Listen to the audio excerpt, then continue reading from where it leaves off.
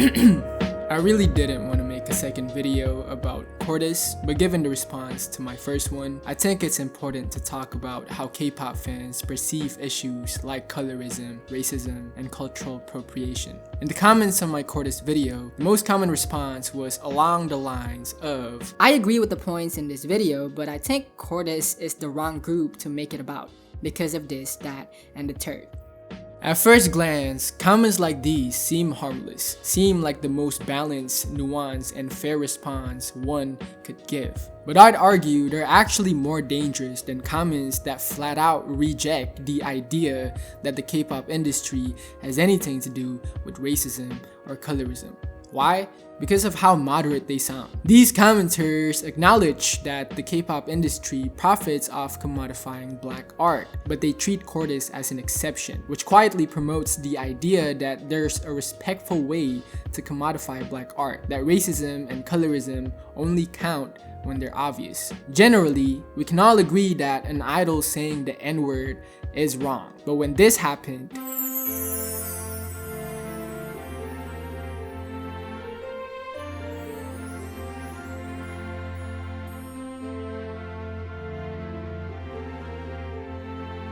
the response was split. Most people said it's not that deep, it's just a TikTok trend. Only a few, mostly black K-pop fans, pointed out what was wrong with the video. See, the video is based on a TikTok trend called When the MV Doesn't Match the Song. The gag being, instead of Christmas visuals to match the song, the CORTIS members cosplay as gang members, wearing ski masks and sagging their pants. Some people tried to flip the table by saying, the fact that you instantly associate ski masks, sagging, and gang culture with black people, that's what's racist.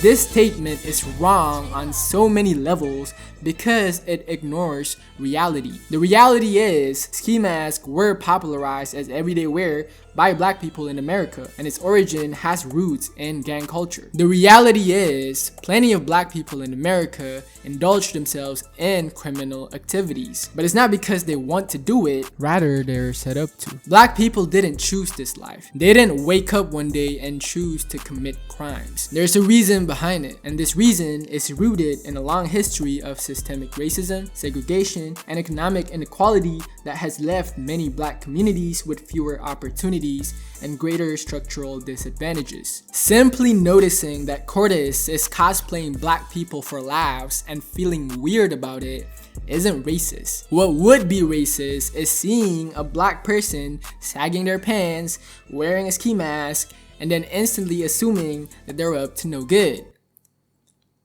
But that's literally what people do. And when you consider the fact that CORTIS' whole artistry is built on black aesthetics, a moment like this becomes a mere cherry on top, a confirmation of exactly why CORTIS deserves the hate.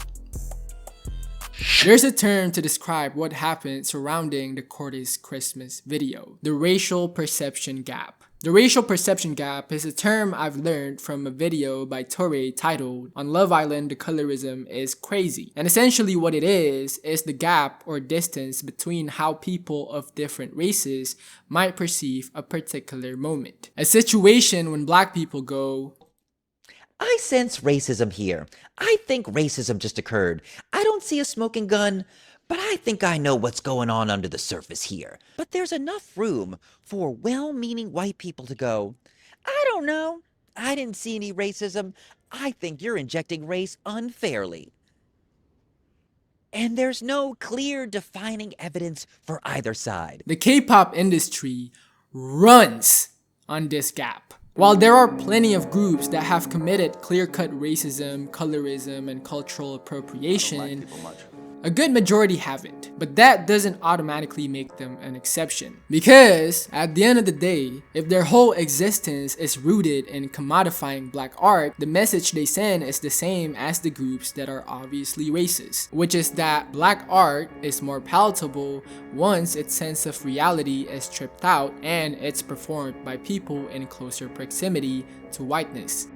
Remember when SSERAFIM used an unambiguously black model to promote merchandise and the comments were just filled with people not knowing how to act? Yeah, at first glance, SSERAFIM did nothing wrong. They hired a black model, which means they care about diversity, right? It's the fans who are being racist, right? Well, when you consider the fact that SSERAFIM is no stranger in treating black art as a one-off concept for each comeback, Voguing and crazy, I'm a piano and smart, trap and easy. when you consider the fact that none of the members said anything on this situation, instead, one of the members continued to keep showing off her obsession with black aesthetics while being very pale, you start to realize that those comments are just a reflection of the fanbase SSERAFIM attracts. People who want to consume black music and culture once its reality has been stripped out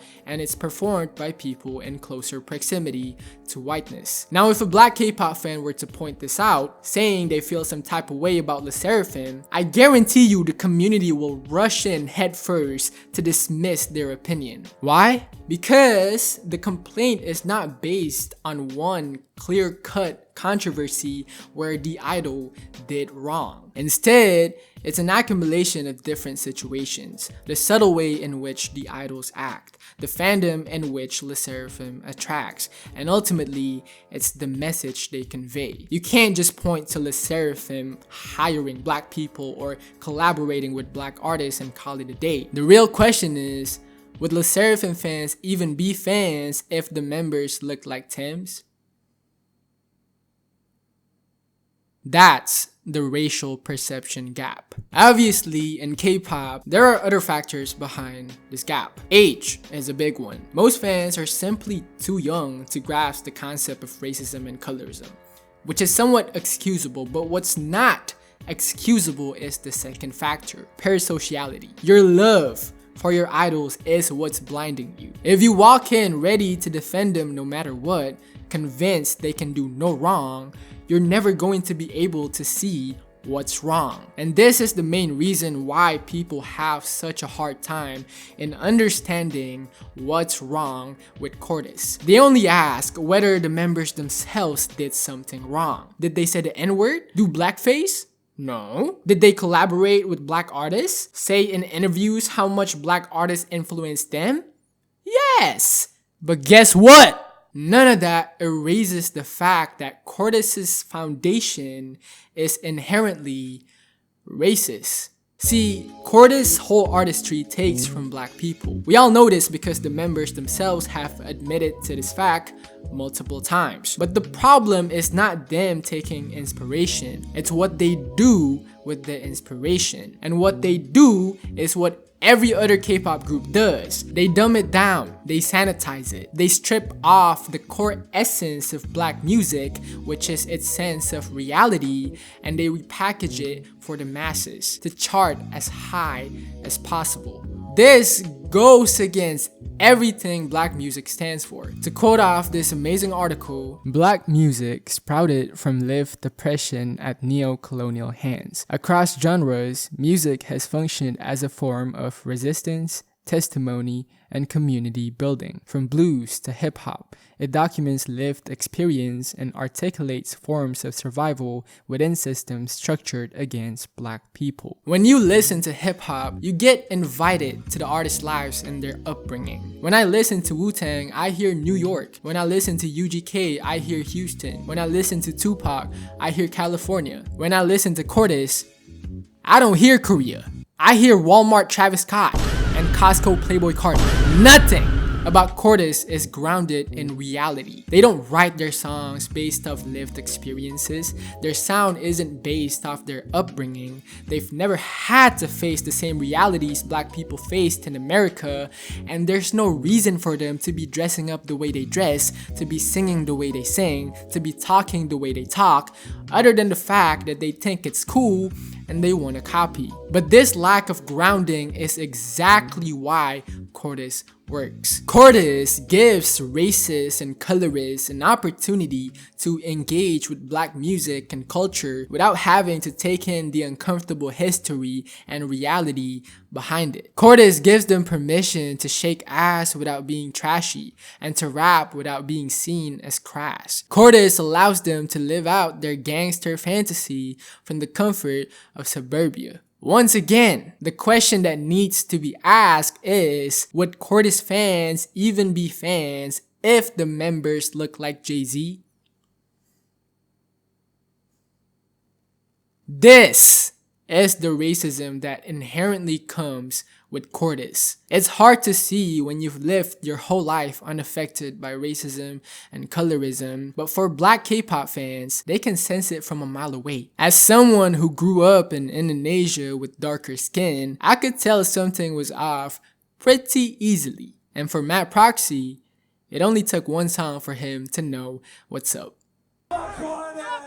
It all started when Martin shared on Weverse some songs he had been listening to, one of them being Nods by Matt Proxy featuring Fake Mink. When Matt Proxy found out, he didn't respond positively. Instead, he replied by expressing dislike towards CORTIS. And Proxy made plenty of arguments regarding his issue with CORTIS and the K-pop industry at large. But his stance is perfectly summed up in one Instagram story where he wrote, "Let me clear everything. The K-pop industry is literally a government-funded industry to rip off black Western art. Even the artists have to go through cruel expectations they cannot keep up with. Each one of their songs are made by 75 people designed to reach the top like a Mr. Beast video. These people are still rapping on free Playboy Cardi X Travis Scott fiend type beats. I will never condone this for a bag. You people are different though." And just like the response to my first CORTIS video, K-pop fans generally agreed with the points he was making, but disagreed on CORTIS being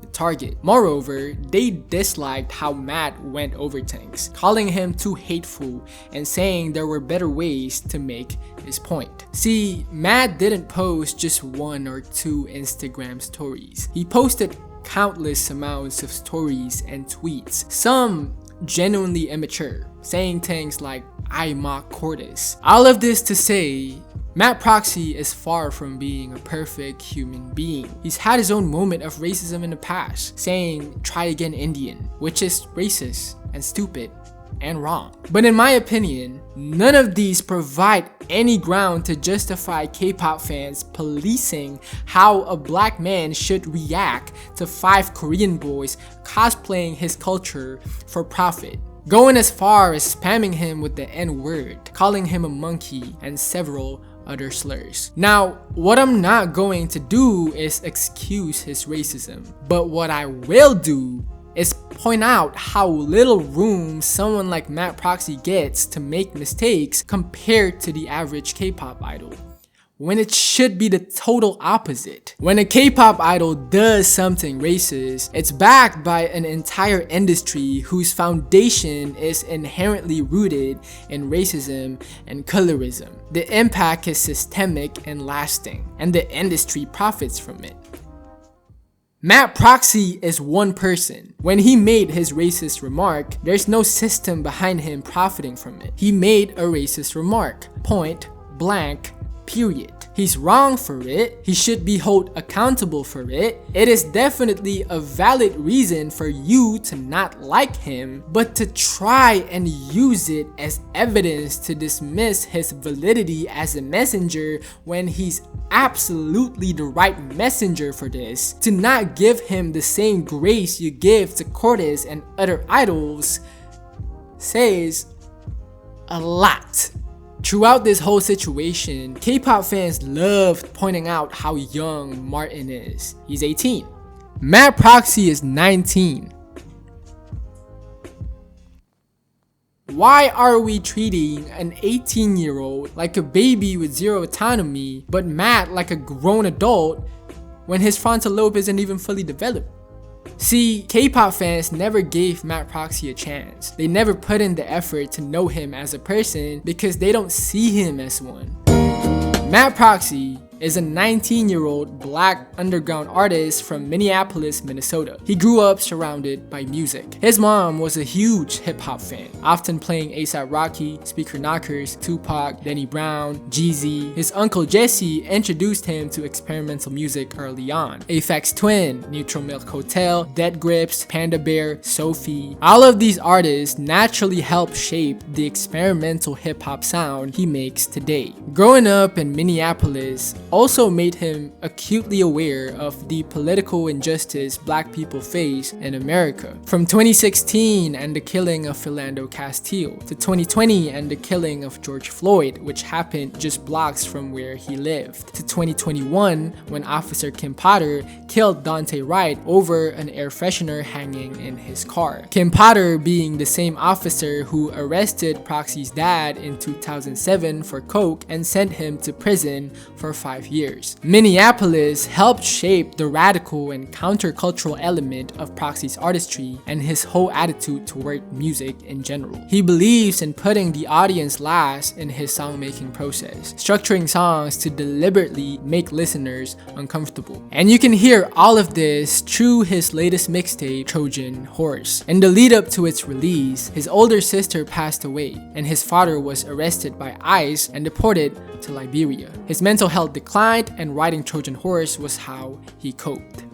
This is Matt Proxy. Not some random bitter black guy hating on CORTIS for no reason, but a 19-year-old black artist trying to navigate his place in an industry that doesn't favor people like him. Someone deeply in touch with his culture. So when he sees a group of Korean boys commodify his culture and sell it to an audience that couldn't name 5 black people, how are you expecting him to stay quiet, to not react the way he did? CORTIS never had to face the realities Proxy faced. They never had to struggle the way he struggled. Their first introduction to rap came when they joined Hype in Korea as trainees. Their fan base was already built before they released a single song. And yet they're still trying to sell us on the same aesthetic as Matt Proxy. Coloring outside the lines when it's just Walmart Playboy Cardi. Just 5 boys making music when a whole team writes and produces for them. Music first while selling merch for 60 USD. Matt Proxy is, in one person, everything CORTIS wants to be. CORTIS wants to be seen as innovative, just like Matt Proxy. CORTIS wants to dress, sing, and talk like Matt Proxy. CORTIS wants fans who mosh pit like his and not a crowd of teenage girls who appreciate their looks more than their artistry. But CORTIS will never be Matt Proxy, because everything Matt does is grounded in reality, while CORTIS is grounded in fantasy. That's why CORTIS will never get the respect they want from the people they actually want it from, because everything about them runs against what the artists they idolize, hip-hop, and underground music as a whole actually stand for.